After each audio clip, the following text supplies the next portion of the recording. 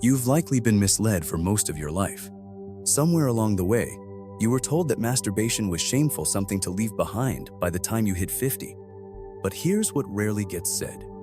After 60, masturbation isn't just natural. It can actually be a crucial part of staying healthy and vibrant. I'm Dr. Mohit Kara, a urologist and professor specializing in men's health at Baylor College of Medicine. For more than 30 years, I've worked with men navigating this very stage of life. And I've seen the quiet fallout of misinformation, guilt, and avoidance. Too many good men have suffered not from disease, but from what they simply weren't told. Here's the reality. Most older men either stop masturbating completely or continue doing it in a way that unknowingly harms their health. They don't realize that the way they engage with themselves, how often, how mindfully, and with what intention has a direct impact on hormones, cardiovascular health, and even brain function. One seemingly simple act, done without awareness, can gradually lead to erectile issues, low mood, and problems with the prostate. But when done properly, self-touch can increase testosterone levels, support deeper sleep, and help maintain healthy circulation. This isn't just about pleasure, it's about preserving your body's function, nurturing your sense of connection, and resisting the aging process at its root, the nervous system. In a moment, I'll walk you through 7 essential truths about masturbation insights that every man over 60 should have been taught years ago. But first, consider this. If there were one part of your daily life that held the key to better health, a brighter mood, and renewed energy, wouldn't you want to know? Stay with me. What you're about to discover could reshape how you live and feel for the next decade of your life. Before we go further, take a moment to subscribe and turn on notifications. That way, you won't miss another evidence-based, straightforward message crafted for men navigating this chapter of life. And if this resonates, type 1 in the comments. If not, type 0. Your feedback helps shape future content that truly meets your needs. Let's begin with one of the most common and least recognized issues older men face when it comes to self-pleasure. It's a habit that feels routine, even harmless, but as the years pass, it quietly begins to work against you. The way you've been masturbating for decades might be the very thing contributing to the symptoms you're now experiencing. Secret 1. Mindless masturbation can lead to numbness and ED. This is something I wish more men felt safe enough to talk about. Over the years, I've sat across from hundreds of men in their 60s, 70s, and beyond, men who come in with a quiet sense of shame, avoiding eye contact, speaking just above a whisper.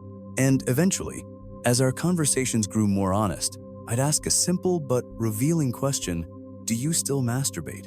Most of the time, the answers came slowly hesitant, burdened with a quiet kind of shame. Yeah, but I don't really feel much anymore. Or, I can't finish unless I do it a very specific way. But the one that stayed with me the most was this: it's like my body forgot how to feel. The hidden cost of habit. What these men didn't realize was that the way they'd been touching themselves, rushed, repetitive, disconnected, had been shaping their body and nervous system in the wrong direction. What started as a private routine had, over time, become a quiet form of self-sabotage. Because mindless masturbation isn't just a bad habit, it's a pattern that wires the brain to expect arousal in very narrow, artificial conditions. Each time you speed through the act, shoulders tense, eyes glued to overstimulating images, using the same hand and same motion, your brain builds a rigid expectation for pleasure. And unfortunately, it adapts quickly. You're not just developing a preference, you're training your nervous system. The slow erosion. What happens next? Sensitivity dulls. Erections become less reliable. You need more intensity, stronger pressure, more graphic content, more novelty, just to reach the same level of sensation. Eventually, the body begins to struggle with real-world intimacy. A loving touch feels foreign. Slower, human connection feels flat. You begin to avoid sexual closeness not because you don't care, but because it no longer registers the same way. The emotional backlash. This is where the deeper toll appears. I've seen men quietly spiral, not because their body is broken, but because it's been unintentionally trained into dysfunction. They feel ashamed, disconnected, even depressed. And the hardest part? They often don't know why. No one ever explained that overuse of digital stimulation can reshape not just the body but the emotional brain. What no one tells you, this pattern has a name. Porn, induced erectile dysfunction, or PIDE. For some, it results in delayed ejaculation. For others, complete anorgasmia, the inability to climax at all. These aren't obscure conditions. They're affecting millions of men, and the tragedy is that most never realize it's something they've unknowingly done to themselves. The deeper loss. But here's what truly concerns me. When this cycle continues without interruption, it's not just your sex life that fades. You lose confidence. You lose the sense of connection with your own body. You start to pull away from others, from touch, even from yourself. And that retreat doesn't stay confined to the bedroom. It seeps into how you carry yourself in daily life. Your voice changes. You avoid mirrors. You feel yourself growing smaller, not because of age, but because you've started to disappear from your own sense of presence. This is your signal. I'm not here to blame or shame anyone. I'm here to offer a wake-up call. Because the truth is, your body isn't broken. It's adaptable. Your nervous system can recover. Your sensitivity can return. But it requires a shift in how you approach self-pleasure. One that's slower, more deliberate, and more emotionally aware. One that connects you back to your body, and not just to sensation, but to meaning. Masturbation isn't the enemy, but doing it mindlessly without attention, without respect, is like stepping on the gas without touching the steering wheel. Eventually, you crash. And the longer you wait to correct course, the harder it becomes to repair. The danger of losing control. Without direction, even the strongest engine veers off course. And by the time you recognize the damage, fixing it can take far more effort than you imagined. Here's something most men don't realize. While mindless masturbation can create harm, there's another threat quieter, more accepted by society, that can be just as dangerous. That threat is doing nothing at all. In this next insight, I'll explain why giving up self-pleasure altogether after 60 could be silently undermining your health from within. If you're still with me and this message is striking a chord, go ahead and type 1 in the comments to let me know you're still following. Now, let's move forward, because what comes next may surprise you. Secret 2. Ejaculation helps prevent prostate congestion and inflammation. A few years ago, I worked with a man I'll call David. He was 68, dignified, well-mannered, and clearly uncomfortable discussing anything too personal. He came to me because he was waking up 5 or 6 times a night to urinate. He described a feeling of pressure, a sense of fullness, even a low ache deep in his pelvis. Like many men, he assumed it was just the natural wear of age. But when I asked him, "When was the last time you ejaculated?" he looked at me as if I'd just asked something out of place. "Years," he replied. "Since my wife passed, I figured that part of my life was over." That belief that past a certain age, you're supposed to simply turn off this part of your body is not only outdated, it's harmful. I told David what I'll tell you now. Your prostate doesn't stop working just because your sex life does. It continues producing fluid, and if that fluid isn't released regularly, it builds up. That buildup becomes stagnant, leading to congestion, inflammation, and in some cases, chronic discomfort. Your prostate isn't meant to store fluid indefinitely. When it does, swelling and irritation follow. That's when men begin to experience symptoms like urgency, weak flow, dribbling, or even pain during urination or orgasm. Most brush it off as just aging, but often it's not age. It's a system under pressure and being ignored. A link to something bigger. This isn't just about discomfort. Chronic inflammation in the prostate has been associated with a higher risk of developing prostate cancer. I'm not saying that abstaining causes cancer, but the science is clear. Frequent ejaculation helps lower the inflammation that can create a breeding ground for disease. In fact, a long-term Harvard study tracking nearly 30,000 men found that those who ejaculated 21 times or more per month had a significantly reduced risk of developing prostate cancer compared to those who ejaculated less. That's not speculation, that's data. David's turning point. Now, back to David. Once he understood what was happening inside his body, he decided to make a shift. He began reconnecting with himself, not out of sexual urgency or loneliness, but out of care. Over time, his symptoms eased. He slept better. The pressure faded. But perhaps most remarkable was what happened to his presence. His energy returned. His eyes had life again. He was reconnecting to a part of himself he had quietly abandoned. The real cost of doing nothing. Neglecting this part of your health doesn't just mean a few rough nights. It could lead to long-term consequences like chronic pelvic discomfort, unnecessary medication, invasive procedures, and yes, a higher risk of cancer. This isn't about vanity. It's about maintaining your health, your vitality, and your connection to your own body. Secret 3. Shame around self. Touch harms your mental health. Many men reach a point where they quietly assume they should let go of this part of themselves. Maybe they've been told that sexuality no longer matters after a certain age. But think about it. You wouldn't ignore your heart health. You wouldn't neglect your blood pressure. So why dismiss your prostate and sexual well-being? Here's something few people talk about. The shame many older men carry around sexuality doesn't just linger in the background. It actively worsens their physical symptoms. That's what this next truth is about. Because once you understand how emotional repression impacts physical health, you'll see your body in an entirely new light. I see it constantly in my office, a certain quietness that speaks volumes. Not in what men say, but in what they avoid saying. Their eyes drop when I ask about intimacy. Their posture slumps when the word masturbation is mentioned. Some brush it off with a joke or quickly change the subject. That's not for me anymore, doc. That was a younger man's game. But underneath, it's not disinterest. It's a belief they've been carrying for decades. A belief that says, I shouldn't do this anymore.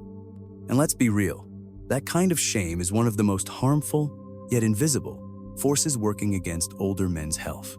Many of you were raised during a time when self-touch was demonized, labeled immoral, weak, or dirty.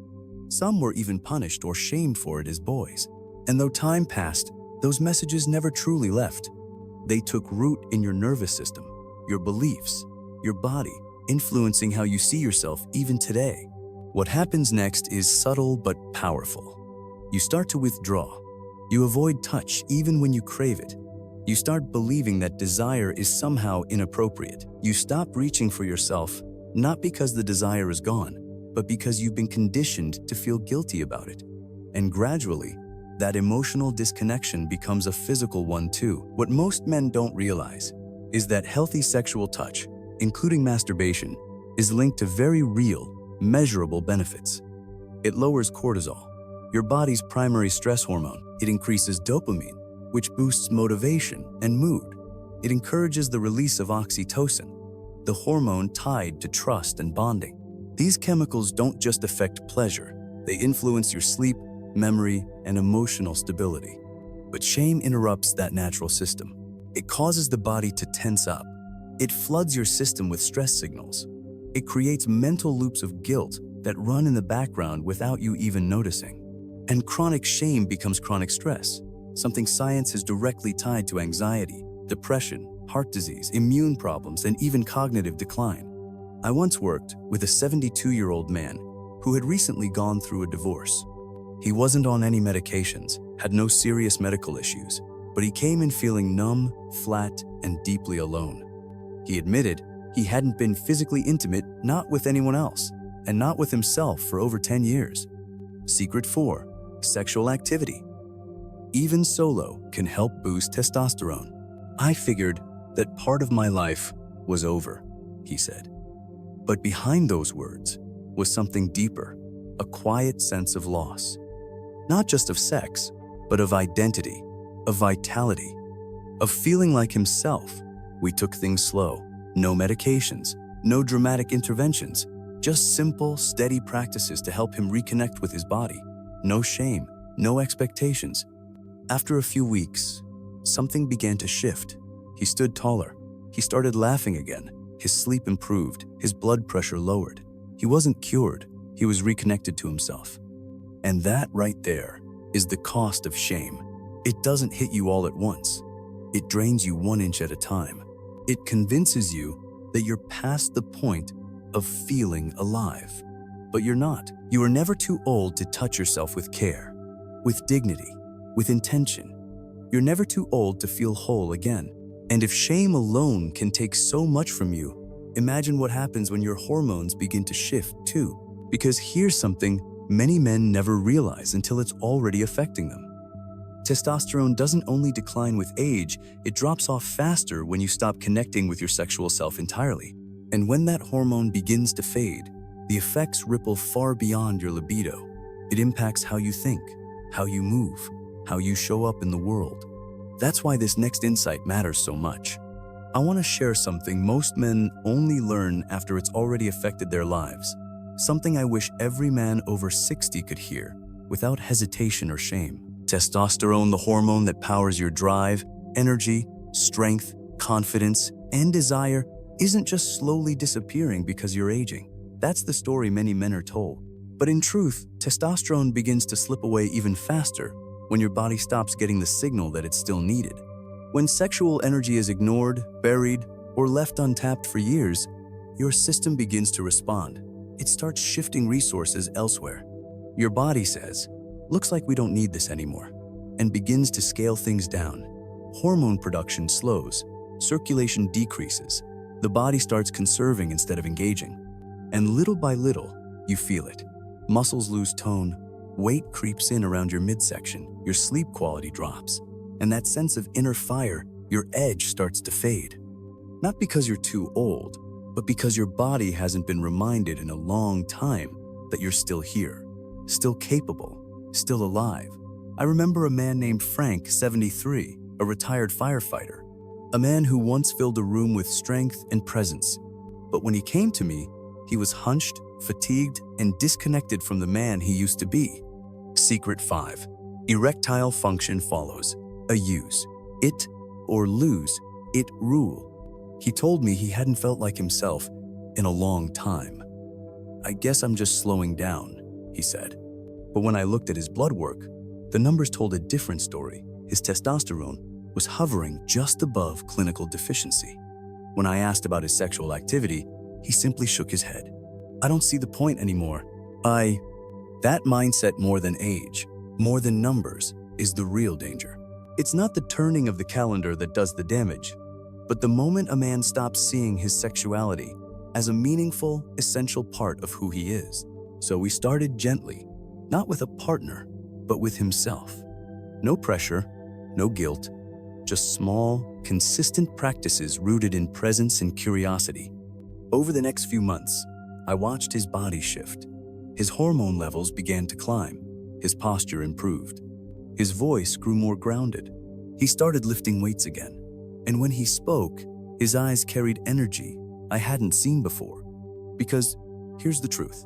Your body pays attention to where you place your focus. When you disconnect from your sexuality, your biology follows. But when you reawaken that connection, even through mindful, intentional self-touch, you're signaling to your brain, I'm still here. I still care. I still want to feel alive. And the brain responds by reigniting systems that may have gone dormant. This isn't just theory, it's backed by science. Studies have shown short-term increases in testosterone following sexual arousal and stimulation, including solo.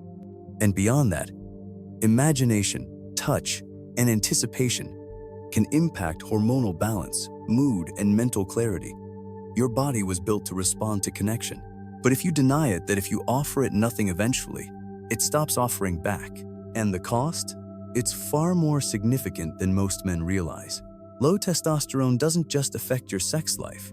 It's linked to fatigue, erectile issues, and loss of muscle, but also to deeper risks, cardiovascular problems, metabolic diseases like diabetes, cognitive decline, depression, and even reduced lifespan. Testosterone isn't just a number. It's a signal, a reflection of how actively you're participating in life. The hardest part is, most men don't realize how far they've drifted until they feel too far gone to return. But there is a path back, and it doesn't begin with prescriptions or procedures. It starts with reestablishing a relationship with your own body in a way that feels safe, authentic, and free of guilt.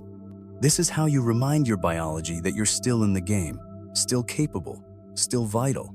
And if that surprises you, hold on, because what I'm about to share next is even more critical than testosterone. And most men are unknowingly undermining it every time they touch themselves the wrong way. Harold was 69, a sharp, thoughtful man with a solid background. He hadn't had an erection in 5 or 6 years, not because he was physically unable, but because he believed there was no longer a reason to. His wife had passed away. He wasn't seeing anyone, so in his mind, that chapter was over.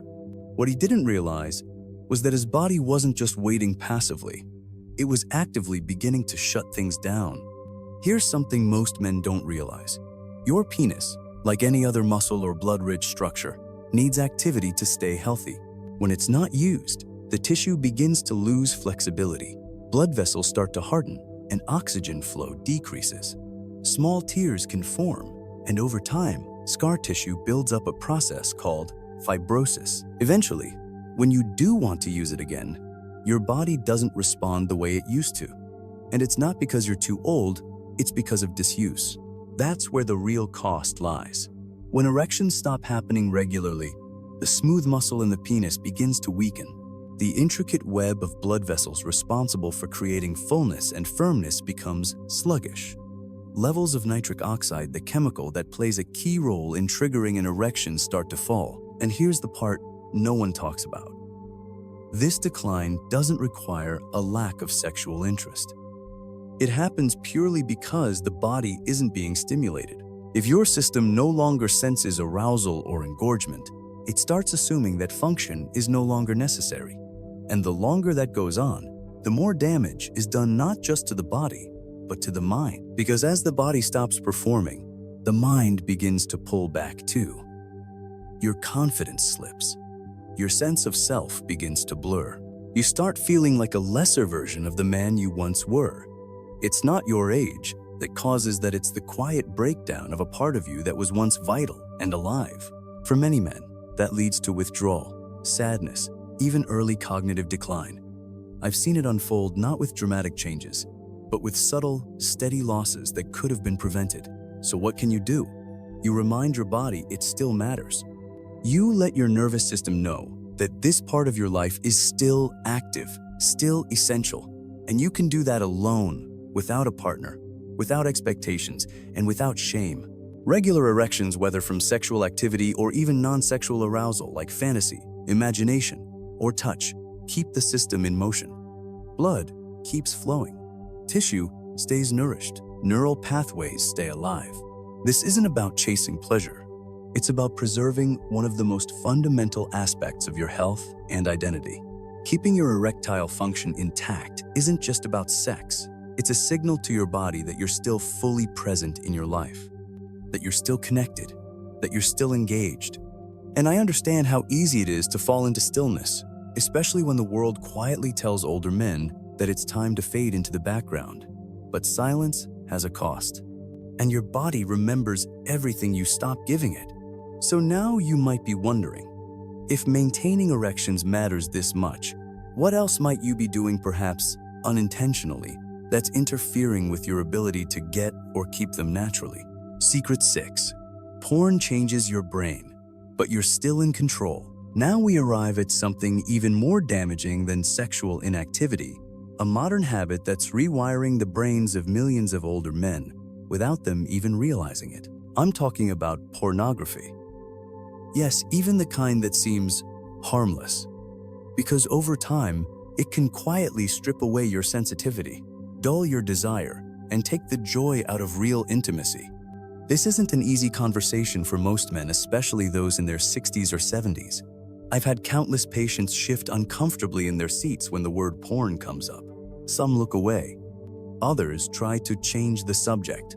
But if you're still here, I encourage you to stay with me, not with judgment, but with curiosity. What I'm about to share might completely shift how you see your body, your mind, and your masculinity. I've spoken with many older men who still watch porn, not because they're addicted, but because it feels like one of the last ways they can access sensation. They live alone. Some are divorced, some widowed.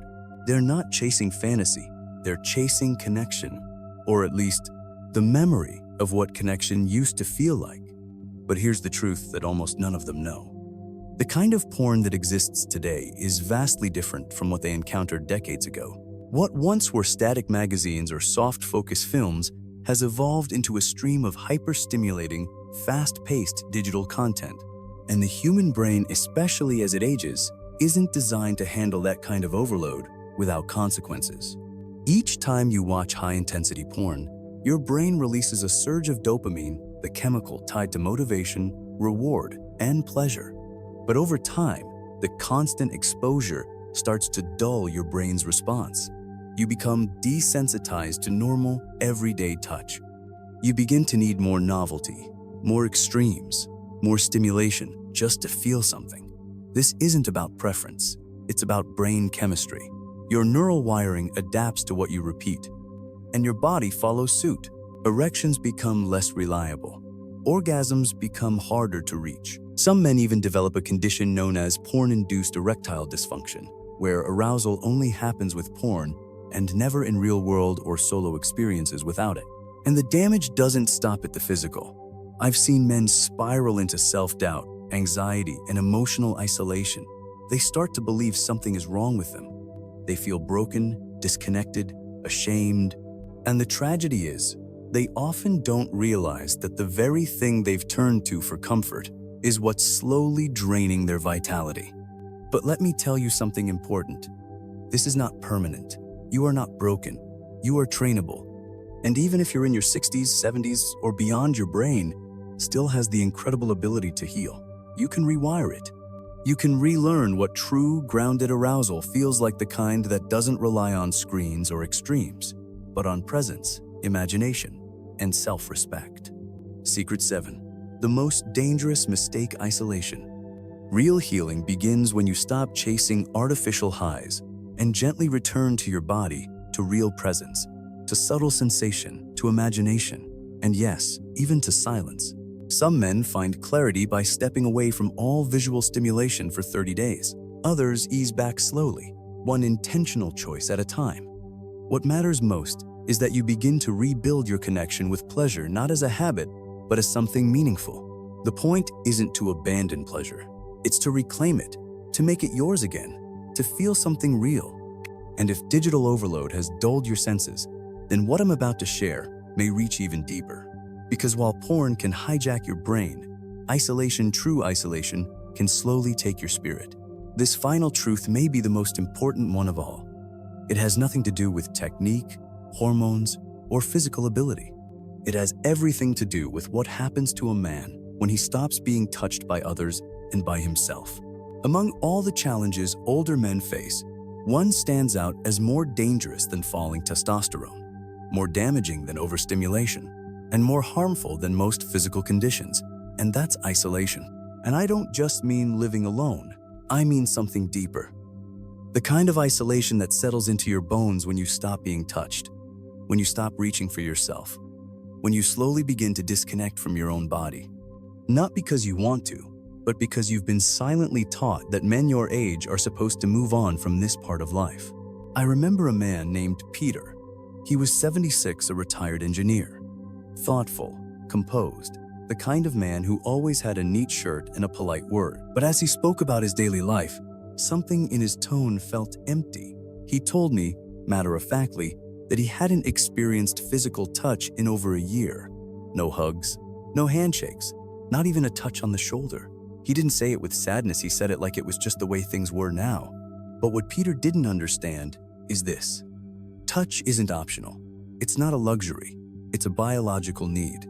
Even at 60, 70, or 80, the body still craves connection. And when physical contact is missing for too long, your entire system starts to downshift. Oxytocin, the hormone tied to trust and bonding, drops.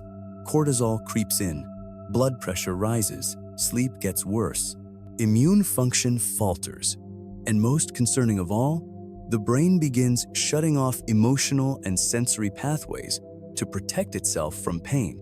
In short, when you stop being touched, you begin to go numb, physically and emotionally. You stop feeling urgency. You lose the pull to engage with the world around you. And the hardest part? It happens quietly. You don't notice it all at once. One day, you skip your morning routine. A week later, you stop making eye contact in the mirror. A month after that, you stop imagining pleasure altogether. Here's the part no one talks about. Isolation often begins not in the living room but in the bedroom. When a man stops touching himself, not for pleasure, but for presence, for self-awareness, his brain begins to interpret that silence as emotional withdrawal. Over time, that becomes a pattern, a loop. The less he connects, the less he feels. And the less he feels, the more disconnected he becomes. He begins to touch himself less, feel less, and eventually believes there's nothing left to feel. That's the deeper cost, not just the loss of erections or desire, but the erosion of identity, of meaning, of emotional vitality. It's the quiet disappearance of connection. And research has shown that this kind of deep, unspoken isolation is directly linked to depression, cardiovascular disease, and even premature death. Not because of age, but because of abandonment. Not from the outside world, but from within. Let me be clear. This isn't about blaming anyone. Life throws things at us. Grief, separation, aging, all of it is real. But what doesn't have to happen is resignation. The act of self-touch, whether it's sexual or simply intentional, isn't about ego or indulgence. It's about ownership. It's about reminding your brain, your body, your heart, I'm still here. I still matter. I still want to feel. I've watched men rediscover themselves just by giving themselves that permission to reconnect, to break the silence, to awaken parts of their being that had gone dormant. And when they do, something shifts. Their posture straightens. Their voice gains weight. A quiet spark begins to return. And if you're still reading this, if something deep in you feels spoken to, then what comes next might be the most important part. Because now that you've heard the 7 truths that no one ever told you, I want to show you how to begin again one step at a time with a daily ritual I've used with my own patients. A simple but powerful practice that helps retrain your body, rebuild your sensitivity, and recover what time, shame, and silence tried to take away. If you've made it this far, allow me to speak to you not as a doctor, but as a man who has spent decades listening to other men. I've sat across from them in quiet rooms. I've heard their doubts, their grief, and their quiet flickers of hope. What we've explored here isn't just about masturbation. It's about your relationship with your body. It's about the story you've been told and the one you're still writing. It's about whether or not you're willing to believe that your life emotionally, sexually, physically, isn't over simply because someone else decided it should be.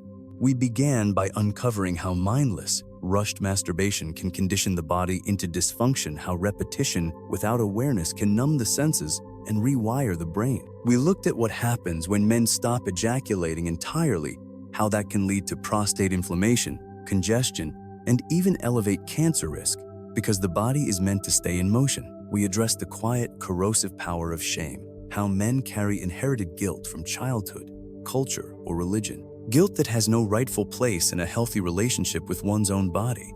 We explored how declining testosterone isn't simply a side effect of aging, but a process that speeds up when you disengage from your sexual self. And we saw how something as basic and intentional as solo touch can begin to shift that course.